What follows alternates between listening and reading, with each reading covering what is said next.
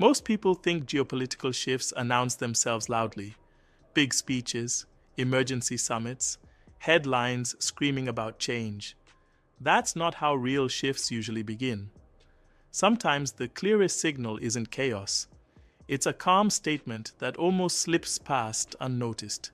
In early 2025, Togo's foreign minister was asked a simple question. Could Togo consider joining the Alliance of Sahel States? His answer wasn't dramatic. He didn't say yes. He didn't say no. He said it wasn't impossible. That single phrase mattered more than it sounded like at the time, because Togo is not a desperate state. It's not sanctioned. It's not landlocked. It's not isolated from Western institutions.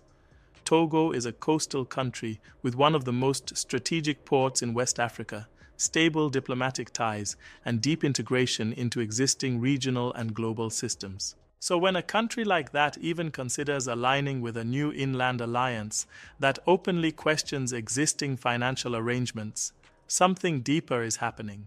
To understand why that matters, and why analysts are paying attention, we need to work backward, not forward. Niger, Mali, and Burkina Faso didn't wake up one morning and decide to rewrite economic rules out of ideology. What changed wasn't ambition, it was constraint. By the early 2020s, these three countries found themselves operating in a tightening environment. Security pressures, political transitions, and increasingly limited access to traditional financial channels. Then came sanctions. Sanctions didn't invent new problems. They compressed time. They forced decisions that could previously be delayed. When access to familiar systems narrows, every dependency becomes visible. Payment systems, emergency lending, currency backing, trade finance. What had once been abstract policy debates suddenly became immediate operational questions. How do you finance infrastructure when access to credit tightens? How do you stabilize budgets when external buffers disappear? How do you keep trade moving when financial rails are controlled elsewhere? These aren't philosophical questions, they're survival questions. Individually, Niger, Mali, and Burkina Faso face well-documented challenges. Together, they represent something else entirely. Combined, they cover a vast geographic space in West Africa. They sit on critical mineral resources. They support large populations engaged in agriculture, extraction, and trade. This isn't hypothetical value.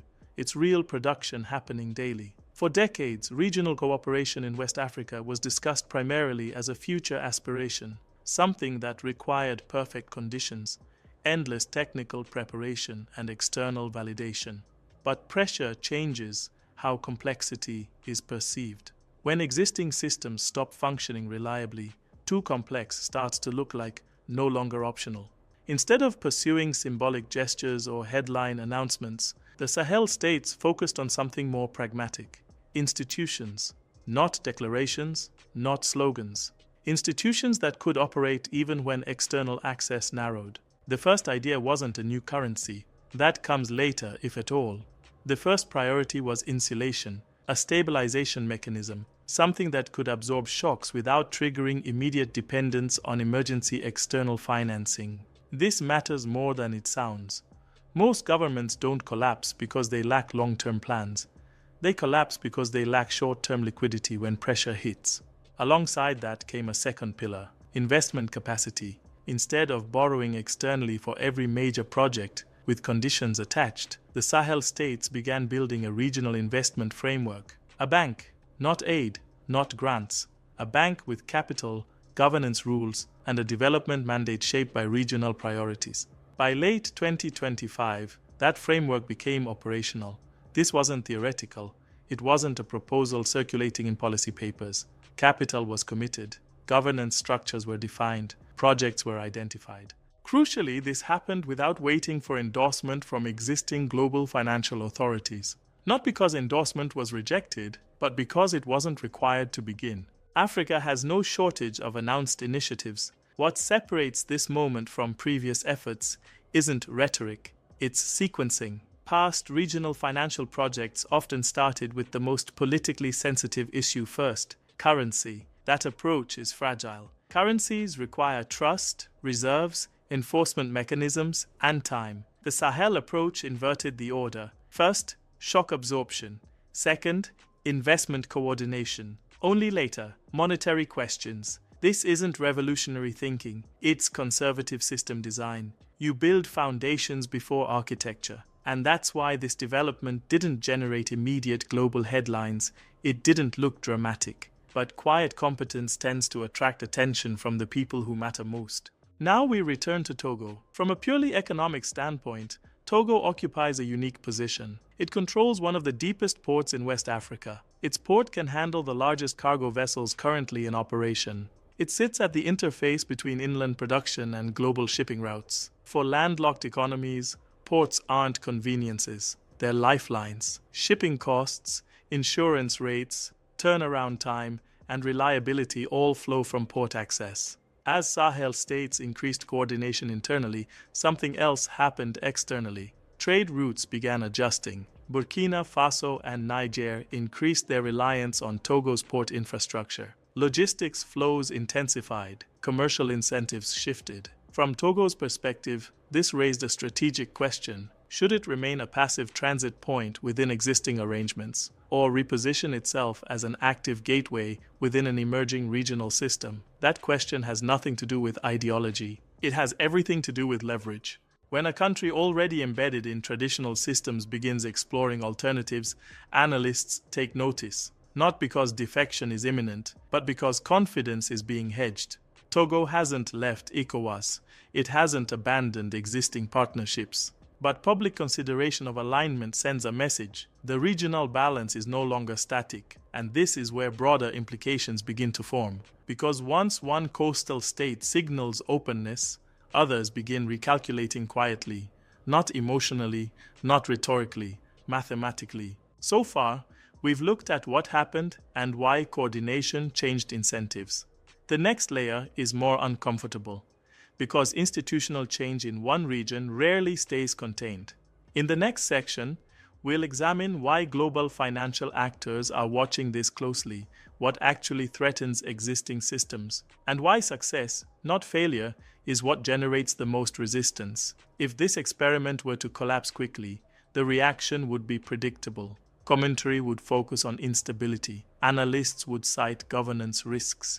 Editorials would frame it as confirmation of long-standing assumptions. Failure would be absorbable. Success is harder to manage, because success doesn't announce itself as confrontation. It spreads through incentives. If a regional investment bank begins financing infrastructure without external conditionality, even at modest scale, it alters expectations. If stabilization mechanisms reduce the need for emergency external lending, leverage quietly weakens. If regional trade becomes easier using internally designed financial tools, alternatives stop looking theoretical. This is what unsettles established financial centers. Not defiance, not rhetoric, replication. Systems are most vulnerable not when they are challenged head-on, but when they are bypassed. It's important to be precise here. Modern financial influence does not rely on coercion in the traditional sense. It relies on structure. Access to capital is shaped by ratings. Ratings are shaped by risk models. Risk models are shaped by assumptions, many of them historical. African economies are routinely priced as high risk by default. This translates into higher borrowing costs, stricter conditions, and narrower policy space. The justification is technical. The outcome is political. When borrowing costs are consistently higher, development timelines stretch. When conditions dictate procurement and implementation, capital circulates outward. When repayment stress emerges, renegotiation occurs from a position of weakness. Over time, this produces a familiar pattern. Development projects exist, but financial sovereignty erodes incrementally. What the Sahel states are doing challenges this pattern at its entry point. They are attempting to alter how capital is sourced, priced, and deployed, regionally first, globally second. That doesn't eliminate interaction with global finance. It changes the terms. Another signal worth noting is coverage. When major economies establish new financial institutions, the event is dissected extensively. When African states do the same, coverage tends to be sporadic, delayed, or reframed through unrelated lenses. This isn't accidental. Media attention amplifies legitimacy. Silence contains it. By framing developments primarily as security risks or political instability, economic substance is sidelined. The result is a curious asymmetry. Institutions with real capital and mandates exist, but public understanding lags. Behind closed doors, however, analysts are paying attention, because even limited success introduces uncomfortable questions.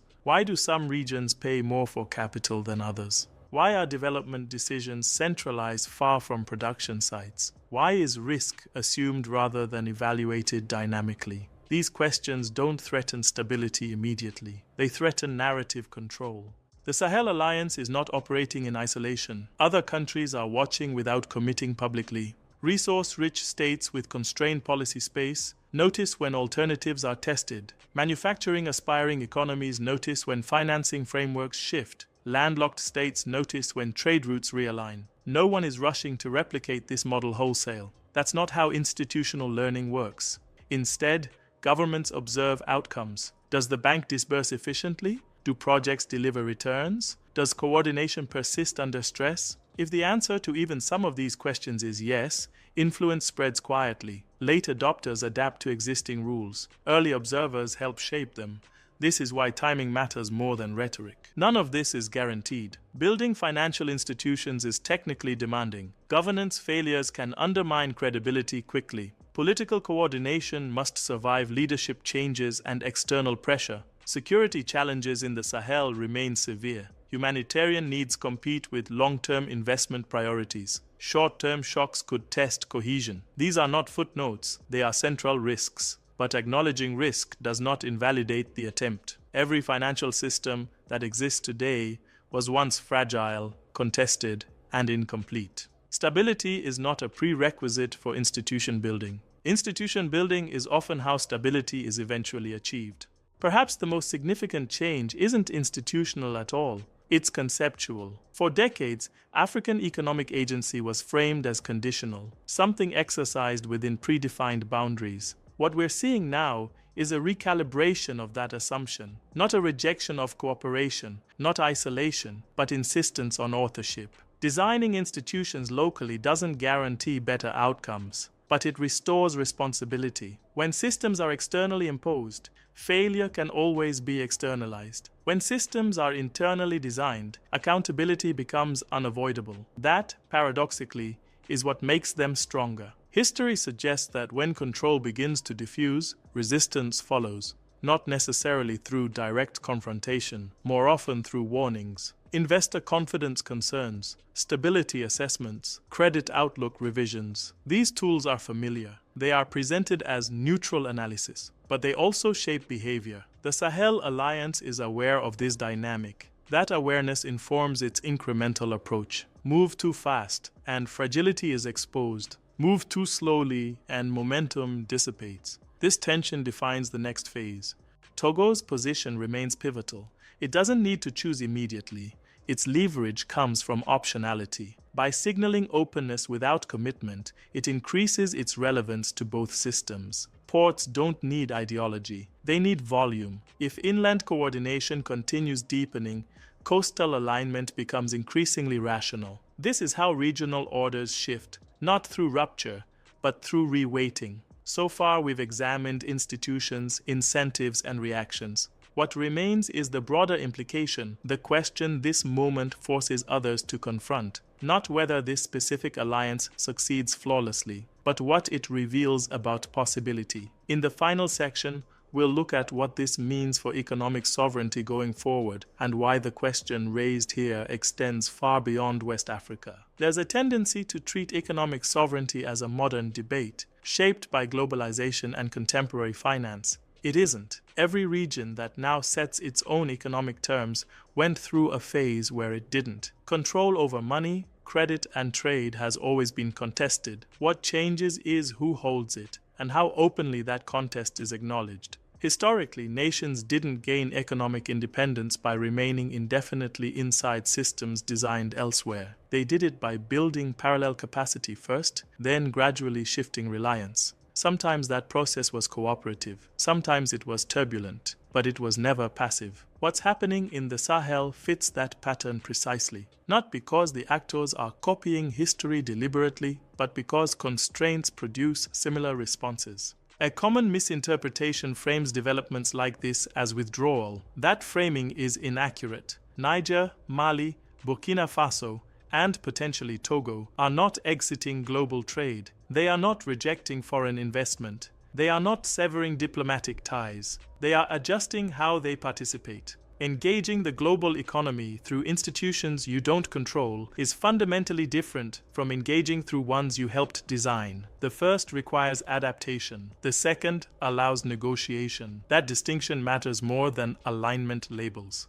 The topic that attracts the most attention, currency, is also the most misunderstood. Currency is not power by itself. It's a multiplier. Without productive capacity, monetary independence is symbolic. With it, monetary tools become strategic. The Sahel Alliance has not rushed this step. That restraint is deliberate. They understand the technical and political challenges involved: reserves, convertibility, trade settlement, credibility. But stating intent matters. It signals that monetary arrangements are no longer assumed permanent. Even without immediate implementation, that shifts expectations. It's worth defining failure honestly. Failure wouldn't mean setbacks. Setbacks are inevitable. Failure would mean institutional collapse, abandonment of coordination, loss of capital discipline, or governance breakdown severe enough to destroy credibility. That outcome is possible, but it is not predetermined. And importantly, failure would still leave a residue,